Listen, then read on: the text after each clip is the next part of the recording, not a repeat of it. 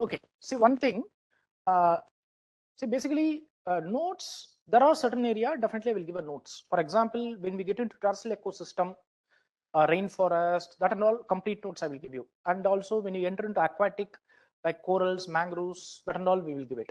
See certain basic fundamental, I'm not giving the notes.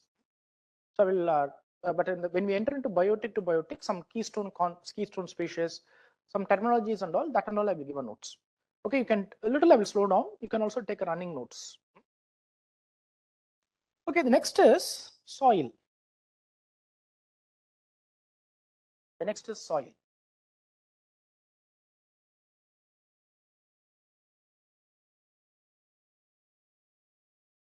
Soil. Okay, can you tell me how the soil is very important abiotic? So what is the purpose of soil? I can tell you one thing. We are sitting here or we are here, it's only because of soil. Sometimes soil is a lifeline of the earth. How soil is a lifeline of the earth? How soil is an important one? Okay. So apart from that, nutrients. See, if we take a bone, the bone is made up of calcium. Am I right? Calcium and phosphate.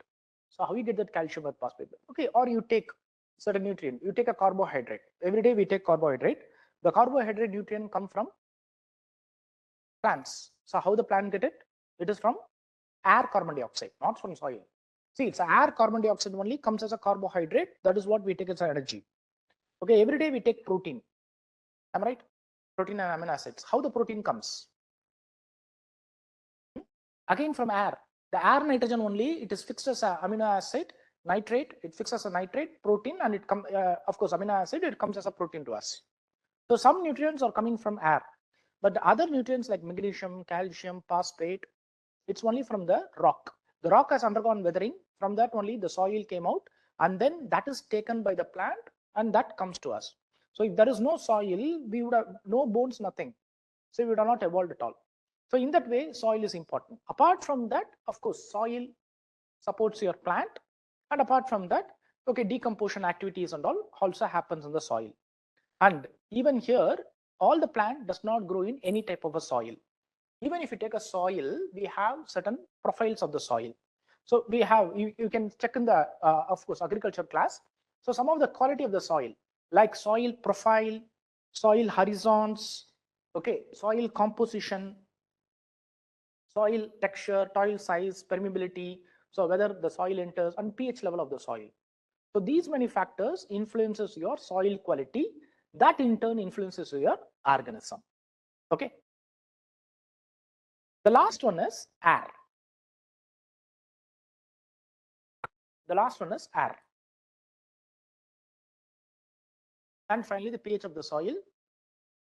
Today, because of the acid rain, the soil pH is also changing. And apart from that, the soil degradation.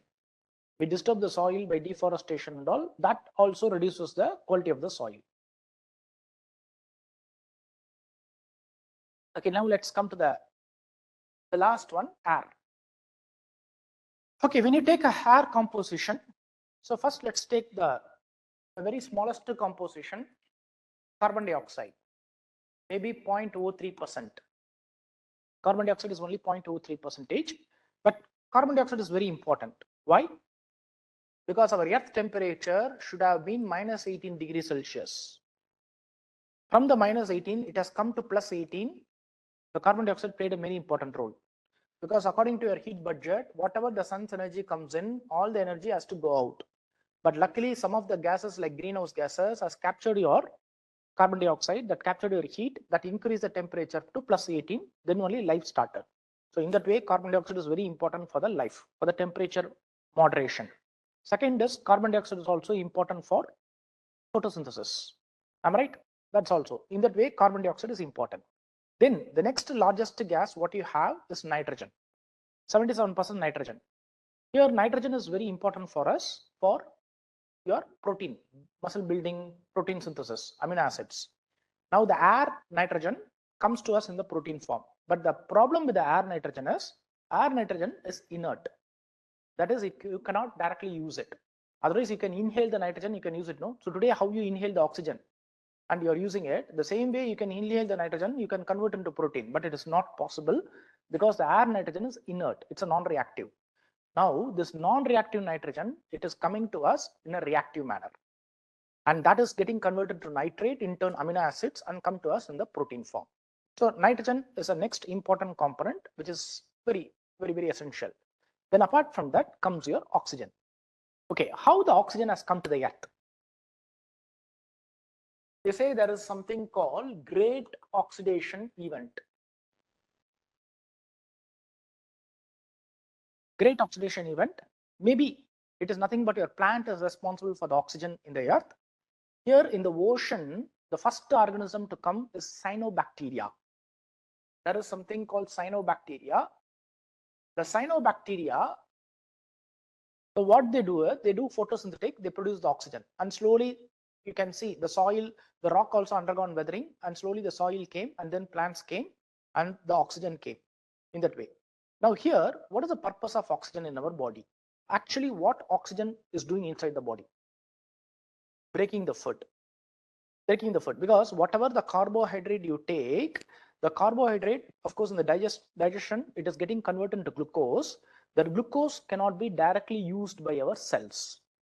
So what the cell do is the cell take the glucose, the cell take the oxygen, the glucose is broken by the oxygen, then it produces one molecule called ATP, adenosine triphosphate. That is the energy your body cells can use it. So in that way, cells are, of course, the cell is completely dependent on the oxygen. So this type of organism, we all plant and animal, we use oxygen. We are all called as aerobic organism. Aerobic organism, that is organism that survives in the presence of oxygen. We also have an organism without the oxygen, without the presence of oxygen, that is something called anaerobic. You know that when the earth was created, there was no oxygen. That time, the first species, some of the bacteria, they survived without the presence of oxygen. So they break the food without the oxygen. That is something called anaerobic. Now here, in anaerobic, of course, in aerobic, the byproduct is carbon dioxide. So we take carbohydrate, break the carbohydrate inside with oxygen, and then carbon and oxygen come out as a carbon dioxide. But in anaerobic, what happens is when they break the food, the byproduct is going to be methane, even hydrogen sulfide. In anaerobic, hydrogen sulfide, even ethyl alcohol. So these are all some of the byproducts of anaerobic respiration. So we have, it's anaerobic, you have to keep in mind, it's all some of the bacteria. These are the bacteria which survives without the presence of oxygen, which is called anaerobic. In the wetland soils and all you can find. Anyway, I will explain it in the course of time. Okay, we have done with some of the abiotic. So abiotic like air, water, oxygen, air, water, soil, temperature, light. So all our life supporting system, that is very important for the biotic. So this is the first part, abiotic to biotic. Okay, this part, whatever possible in the, it is not given in a essay book.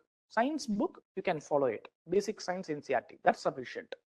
Now we have to get into our major part, biotic to biotic interaction.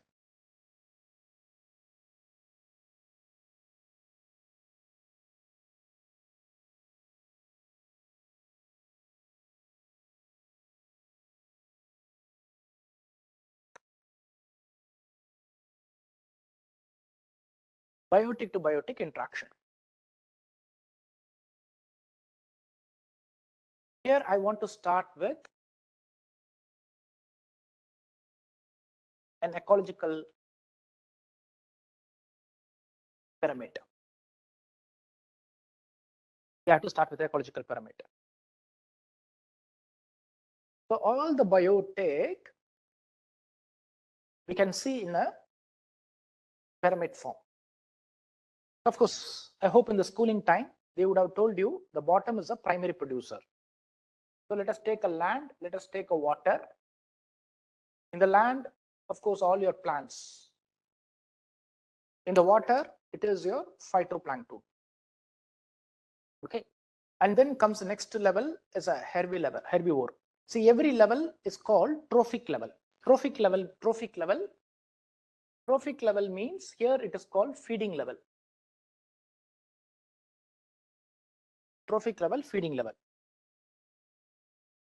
Now the plants or grass, let me take plant grass. It is eaten by a grasshopper. It's a herbivore. Here, when you come to the water, a lake or ocean, the phytoplankton is eaten by a zooplankton. Okay? Then comes a carnivore level 1. Maybe the grasshopper may be eaten by a frog. Maybe the zooplankton may be eaten by a small fish. Okay, then you have carnivore level 2. The frog may be eaten by a snake. Here, the small fish may be eaten by a large fish. Right? Then you have a top carnivore. The snake will be eaten by an eagle. Maybe the large fish may be eaten by a dolphin or shark or whale, whichever may be. Even you may have even multiple trophic level also. All right, this is what your ecological pyramid is represented. Now here, I have a question for you. Why this ecological, the ecological pyramid, it is in the triangular shape. Why it has to be a pyramid shape? Why it's a triangular shape? Why the base is very broad? When it goes above and above, it becomes narrow. Why it is keep on reducing? Good, energy loss. Okay, yeah. So at the top of the pyramid, top carnivore, you can see that this is the end. Beyond that, in the top carnivore, it can be a shark, it can be a tiger, or it can be a lion. Beyond that, why there is no species? Why tiger or shark or dolphin or lion should be in the top? Why there is no species beyond a tiger? Why there is no species to eat a tiger? Can you understand my question? So why tiger should be in the end? Why whale or shark is in the end? Why beyond a tiger there is no species? Okay, that some species could have evolved beyond a tiger also. No. Why there is no species beyond a tiger? Of course, the answer is energy. For both, the answer is energy. I will explain you.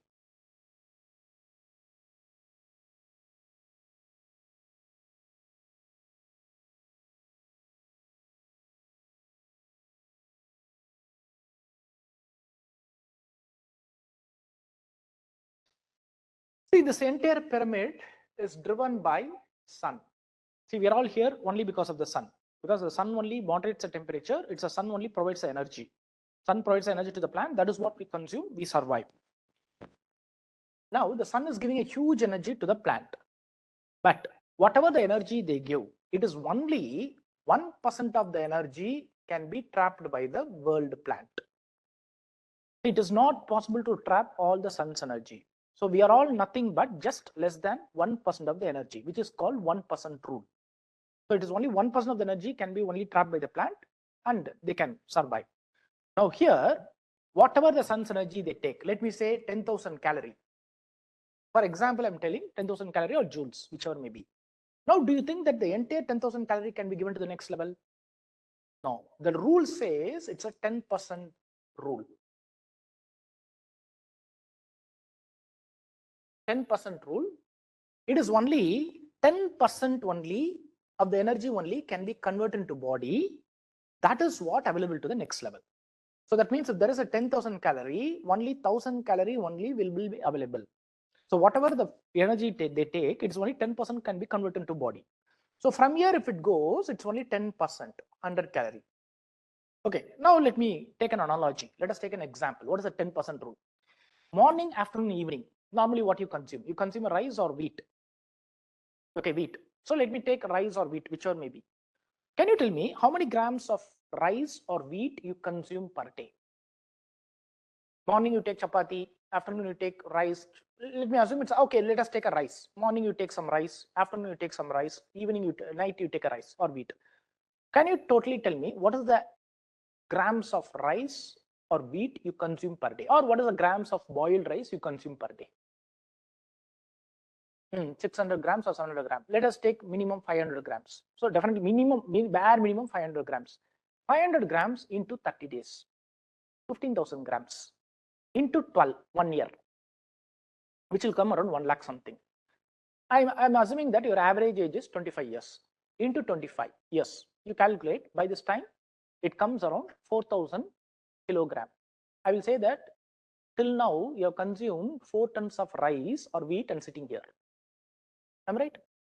See, you just take from your childhood, by this time, how much grams of rice, how much kilograms of rice, or how much kilograms of wheat you have consumed means, I will tell that till now, you would have consumed 4 tons of rice and sitting here. Am I right? But what is your body weight? Maybe hardly 60 or 70 kg. If a tiger comes and eats you, it will get only 60 or 70 kg. But how much energy you have consumed, how much energy you have taken till now, how much rice you have taken more than 4 tons of rice. For that 4 tons of rice, you should be 10 times of elephant. Your size should be 10 times or 20 times of elephant. That is the size you should have. For the imagine 4 tons of rice, wheat, convert into energy, calorie. But why your body weight is only this much? Because whatever you take, everything you cannot convert into body. You are consuming 2,500 calories per day. Do you think that the entire 2,500 is converted to muscles and tissues and thing? No, that is something called basal metabolism. Even you don't do any activity. Morning, you wake up, you come to the class, you sit in the class, and then go again, sit and study, sleep. You don't do any activity. For that itself, for your age, in order to maintain your body weight, for doing all this activity, you need 2,000 to 2,500 calories. Beyond that, if you consume only, you will get a body weight. Can you understand? So that is how. So if they take 10,000 calorie, it is not possible for them to convert the 10,000 calorie into body. It is only 1,000 only. I'm just telling as a rule. 1,000 only it is converted into body. That is what available to the next level. In that 10%, 100 only it's available to the next level. In that 10%, 10 calories available. In that 10%, 1 calorie. You see that beyond that you don't have an energy. So why tiger should be the top? Why there is no species beyond a tiger? Because there is no energy. If any species has evolved beyond a tiger, by eating the tiger alone, they cannot survive. They have to eat the entire pyramid. Then only they will be able to survive. The nature will not allow. Okay, this is how it is divided your pyramid. Now, since we are talking about energy, it is not, I think it is not given in your book. Since we are talking about energy, we need to see this law of energy, law of thermodynamics. I hope you would have heard about law of energy, law of thermodynamics. Can you tell me what is the first law of thermodynamics? First law of energy. Any idea? Energy neither be created nor be destroyed, but it can be converted into one form into another form. See, what that means is, whatever the sun is giving the energy, that sun energy, you cannot create it. You cannot destroy it. That energy has to be there. Today, if I'm getting from the morning till night, if I'm getting 10,000 joules of energy or 50,000 joules of energy, that 50,000 joules of energy which is entering into the earth, that 50,000 should be here itself. It's neither created nor destroyed. So here, 10,000 calories they receive. It is 10% is converted to body, 1,000 calorie. Then what is happening to the 9,000 calorie? Because energy is neither created nor destroyed.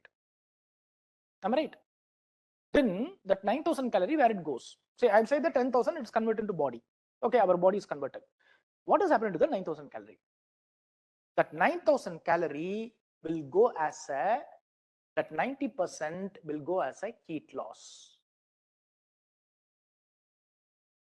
Okay, so all this here, 1,000 calorie, of course, 100 is converted into body, that is consumed by the carnivore. Where what happened to the 900 calorie? It goes as a heat loss. So in all the level, 90% of the energy goes as a heat loss. That is very clear. Your ecological pyramids obey the first law of thermodynamics. Energy is neither created nor destroyed, but it is converted into one form into another form. So obviously, whatever the sun's energy comes in, it is inside the earth only. It is not going anywhere else. But it is in the form of a heat. That's it. Okay. So till now, whatever the sun's energy has given, till now, for this many billion years, whether the energy is present to the earth, yes, definitely is present to the earth. Okay, how many years it is going to happen? The next 6 billion years, it is predicted by the scientists, the next 6 billion years, we are going to get the sun's energy.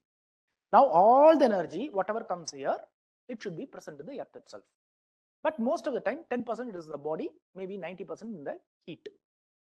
So obviously, my pyramid obeys the first, my ecosystem, ecological pyramid obeys the first law of thermodynamics. Okay, what is the second law of thermodynamics? It's a very complicated. What is the second law of thermodynamics? Anybody is a mechanical engineer here? Physics graduate, chemistry graduate?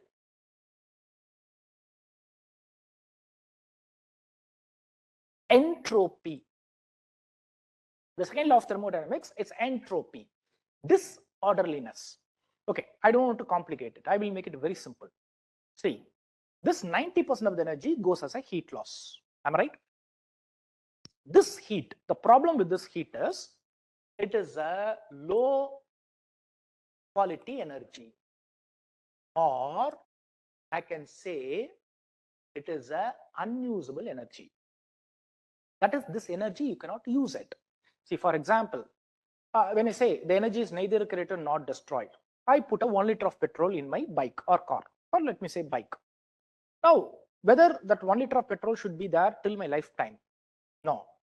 When you burn that, of course, in the engine, when you burn it, some is converted to work. My wheels are rotated. The rest of that goes as a heat loss. Now, the problem with the heat loss, 90% goes as a heat. That heat, you cannot use it. It's an unusable energy, low quality energy. Now, whether this unusable energy is keep on getting accumulated in the atmosphere, because the sun's energy comes in, 10% converted into body, 90% goes as a heat loss. I'm telling that heat, you cannot use it at all. It's an unusable energy. Now, whether there is unusable energy, the low quality energy is keep on accumulated in the atmosphere. Is getting keep on accumulated in the atmosphere. Yes, that is creating a disorderliness. In fact, that is also one of the reasons for climate change. Okay, even human activity is not there. These organisms, 90% of the energy definitely is going to increase your temperature. So this is something called disorderliness. So obviously the energies keep on getting accumulated. Disorderliness is created in the system. So my ecological pyramid obeys the second law of thermodynamics. So just make note. If you want, just make note. First one is, it is a point number 1. So I will give it as a point. Point number 1. It is only 1% of the energy.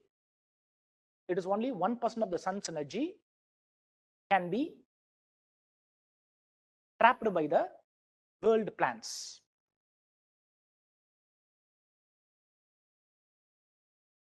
World plants. So it is sometimes called 1% rule, 1% law, 1% rule. Point number 2. Point number 2. It is only 10% of the energy can be converted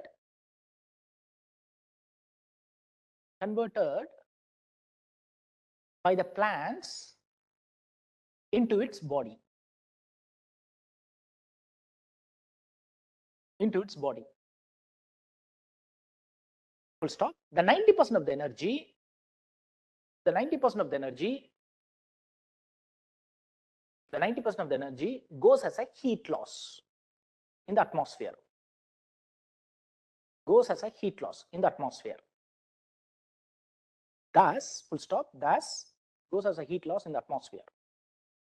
Thus, the pyramid obeys the ecological pyramid obeys the first law of thermodynamics. First law of thermodynamics. Okay, so first law of thermodynamics, energy is neither created nor destroyed, but it can be converted into one form into another form. So it obeys. Number 2, the 90% of heat loss, the 90% of heat loss is a unusable energy or low quality energy. It's an unusable energy or low quality energy.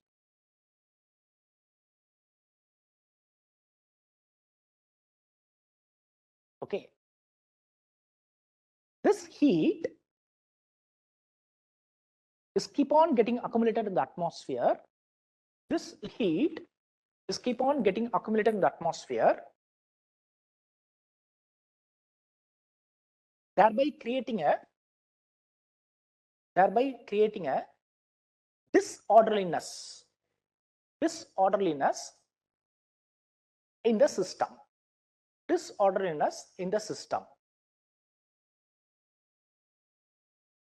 Disorderliness in the system. Thus, the pyramid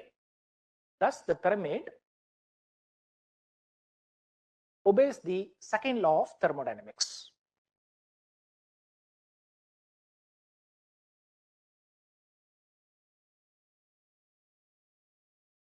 Okay. See, sometimes we call it short form, we call it entropy. So this energy, we cannot use it. It's keep on getting accumulated in the atmosphere. That itself is going to be that's a disorderness is coming creating. That itself is going to increase your climate. So one of the reasons for climate change, I can tell this is also. And the last one is, see, the energy flow, always it is unidirectional. See, from here only the energy can go. It is not possible in the reverse. So last point is the energy flow is unidirectional. The energy flow is unidirectional.